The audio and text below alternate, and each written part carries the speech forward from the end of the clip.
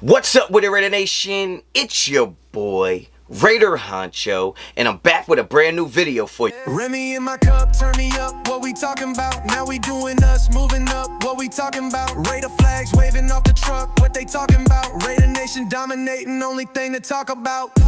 Black shades, black tee, that's Raider Honcho, baby. East Coast energy, that's Raider Honcho, baby. Head coach. Alright guys, get right into it. You already know the vibes. You already know what type of time I'm on. If you're not a subscriber to the channel, well damn. Subscribe to the channel. You can hit me up on Instagram and Twitter, both at Raider Honcho. Check out the membership today and become a member for 99 cents. Alright guys, get right into it, man. You know my voice sounds a little raspy right now, sound a little deeper than normal. That's not because I'm sick. That's not because I'm under the weather. That's because it is 9:30 a.m. Eastern Standard Time. Damn, it's early. Alright, but I gotta give you the morning after information while it's still fresh in my brain. And I'm not gonna look at no numbers. I'm not gonna look at no stats. I'm just gonna go off the eye test. Because sometimes stats can be a little bit misleading because there's no context to it. So I'm just going to give you what I saw with my own two eyes that are working very well at my late age. Okay, now, the Raiders played the Texans last night. Obviously, the Raiders got the win. There are certain players that stood out for good reasons and for some bad reasons. Right off the bat, I thought McCoy looked way better than he did in the first game. I thought he looked way more comfortable outside of that unsportsmanlike conduct penalty he got for taunting. But I really don't give a damn just because he got some aura, just because he got a little bit of swag out there. I understand you don't want to see that, but I also understand that coming from where he came from, coming off the injuries, he's finally starting to feel a little more comfortable. I get it. I'm going to give him a pass for that, okay? I thought Stooks looked really good. Came up, made a few plays. I know he made that really one good tackle in the open field coming towards the sideline. I thought that was great. I think he's starting to progressively get better. I'm starting to hear his name a little more, making plays not only in the preseason game, but also in practices. He's getting more reps with the ones. You like to hear that. I thought Mike Washington Jr., like I said before, looks every bit of a starting caliber running back in the NFL. And to me, this is just my opinion, I think that if you didn't draft Genty where you drafted him, I think there would be a real conversation of RB1 in Las Vegas. Now, Genty is better from what I've seen so far because I've seen more of it. But what Mike Washington Jr. possesses is something that Genty just doesn't have, and that is the size and physicality to be able to take on the wear and tear of an entire NFL season and also make defensive backs and linebackers and everybody that's trying to tackle him think twice. He is a big physical runner, but he's also got 4.3 speed at 6'2", 228. Goddamn, boy's a specimen. Okay, so I'm just saying, I'm not saying he's better than Genty. I'm just saying he's better than some of the running backs that I see out there in the NFL. I name one right now. I think he's better than Swift. I think he's better than him. Okay, better than David Montgomery. I think he's better than Woody Marks. I think he's better than a lot of running backs out there. That's all I'm going to say about that. Okay, I thought Malik Benson took a step back. He didn't play bad by any sense of the imagination, but he did leave some money on the table. Not free agent money, not that type of money. I'm just talking about like he had some plays out there he could have made that he didn't make, okay? That we all saw that. Couple drops, couple plays that would have been big plays for us offensively, but he didn't make them, okay? He's got to make those plays. Now, the moment you all been waiting for is to talk about the rookie quarterback, Fernando Mendoza. Now, when you talk about Fernando Mendoza, like I said in the first game, I was not impressed with what I saw in the first game because he played to what my expectations of him are. I can't worry about what your expectations are. I can only worry about what mine is. And he played to what my expectations of him was in the first game. And in the second game, like in the first, how I wasn't impressed, I'm not unimpressed. I'm not disappointed. I'm not looking at him any different than I looked at him before the game for a couple reasons. One of them being that the Houston Texans have a really good defense. And for a rookie quarterback, you're going to struggle. Point blank, period. Regular quarterbacks struggle against that defense. So I get it. I think our front line still has some issues holding up in protection. We still have some issues holding up in the run block and all that kind of stuff. So from what I saw from Fernando Mendoza, it's just a rookie quarterback. And what I continue to say about Fernando Mendoza is I'm not being overly critical of him. And a lot of people watch my lives and they see me get all performative and they see me get all loud and they see me get all hype. Please understand that a lot of that energy is not towards the player. A lot of that aggression and hostility is not towards the individual player. We have to understand that my frustration and my anger, if you will, is always, 9 times out of 10, I'll say, 90% of the time, is directed to the narrative. Okay, I am not a person that lives off narratives. I live off of reality. I live off logic. I live off facts. I don't live off feelings and emotions. And I try to be objective even when I'm a fan of something, or even when I'm a family member of someone. I have to be objective. There's no bias in my blood. Okay, so when you see me get the way I get when I'm watching the Raiders play, understand that it's usually narrative driven. Like, the Raiders are going to be so good. The Raiders are this. The Raiders are that. This player is going to be this. This player is that. When I hear a bunch of these narratives, that's where the energy comes from. Right? So when I'm watching Fernando Mendoza play, I have nothing negative against Mendoza, because he's what I thought he would be. And I've always questioned Mendoza being a number one talent because he came out of nowhere. I didn't hear about him as a freshman, sophomore, really a junior. I heard about him as a senior. He played at a place that is not a pro style offense.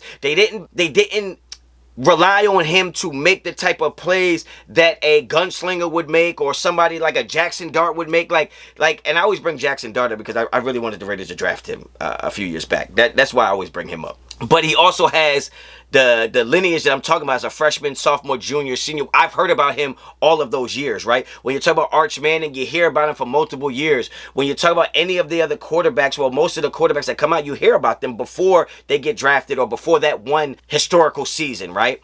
So I am just not sure that Mendoza is a actual number one talent, and that's fine. That does not mean he cannot be a great quarterback in the NFL. And you guys that are out there that get mad when I say this, you have to separate the two things. Is Mendoza a first overall pick talent, day one starter in the NFL? No. Does that mean that he can't be a great quarterback in the NFL? No. Like, two things can be true. It is not exclusive, not one or the other. I do think that Mendoza could have been drafted in the second round. With the talent he has, he had a great year. But him overall as a talent, and where he was coming from in the system he played in, he could have been a late first round pick. He could have been an early second round pick, a la Derek Carr. And he could still go on to be a really good quarterback, right? I just think that when I'm watching from Mendoza as a quarterback who's just not ready to start day one in the NFL. That's all I'm saying.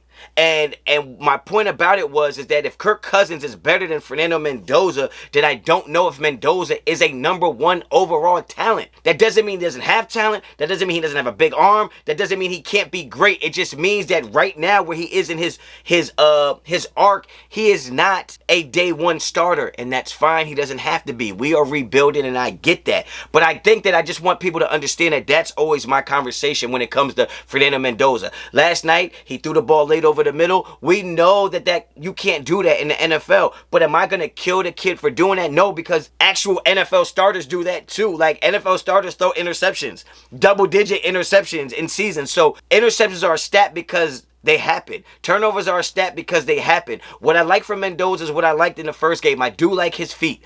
Right? I do like his vision. I do like his ability to go through reads, his progressions. All that is great. I like his willingness to stand in the pocket firm and look down the field. Holds the ball a little long, but that's what's going to happen with a rookie. He is going to be all right. But that doesn't mean that when I watch him, I have to kiss his ass or overly glaze the situation. I'm allowed to call it like I see it at that moment. You're a good quarterback. That was a shitty play.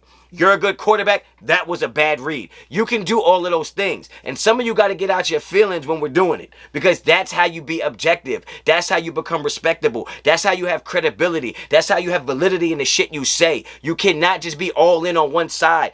When it comes to rookies, when it comes to players, it is a fluid situation. You can have a great game, 2 bad games, a good game, a poor game, 3 great games. It can happen like that. It can happen like that, okay? So, what I saw last night from Fernando Mendoza is not something that would worry me. It's not something that makes me think differently, because what I think of Mendoza right now is what I always thought of Mendoza, is he is going to be a really good quarterback in the NFL. He is just not there yet, right? Patrick Surtain, one of the best cornerbacks in the NFL. When Devontae Adams smoked his ass to win that game in Denver and he waved off the field, what was he saying? He's not there yet. Well, look at Patrick Surtain now. That motherfucker is there. So it's the same thing could be said about Mendoza. As he can be a great quarterback. He's just not there yet. But he's showing all the signs that he can get there. Raider staff got to do what they got to do to get him there. Now, talk about the overall win for the Raiders. Just like if the Raiders were to lose a game, you would say it's preseason. So if the Raiders win a game, you got to keep the same ideology. It's just a preseason game. You like to get the win. You like the way they got the win, the way they drove 96 yards to get a touchdown. But we got to keep in mind and keep it in perspective that AOC is not a third-string quarterback. AOC would be a backup quarterback on a lot of teams. So to have him out there playing against the threes, he's going to dice them up. He's going to shred them up. He's going to look like a starting quarterback against them. Kind of unfair if you're the Texans defense, but nobody gives a damn. I'm happy that the Raiders got it done. Yeah, that's what I saw last night. Shout out to everybody that pulled up to the live, everybody that super chatted. If you're not a subscriber to the channel, subscribe to the channel, all right? Get down in the comments and let me know what you think about the Raiders situation. Are you worried about Mendoza? I'm not worried about Mendoza because this season is not riding on Mendoza being good or not. If we were a playoff team and we were trying to plug him in to play quarterback and he had to get us to the promised land, then I might be worried.